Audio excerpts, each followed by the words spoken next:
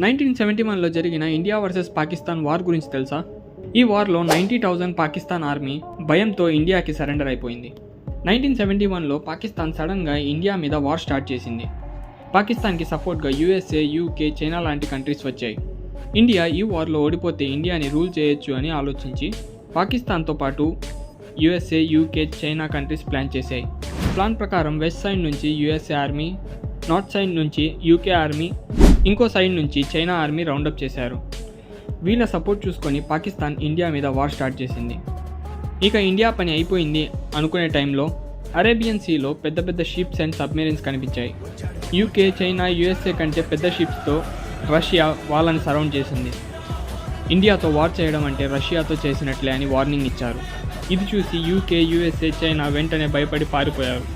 కానీ already ఇండియాలోకి enter అయిన పాకిస్తాన్ని ఈసారి ఇండియా రౌండప్ చేసింది. దీంతో 90,000 పాకిస్తాన్ ఆర్మీ గన్స్, వెపన్స్ కింద పడేసి మేము సరెండర్ అయిపోతామని చెప్పారు.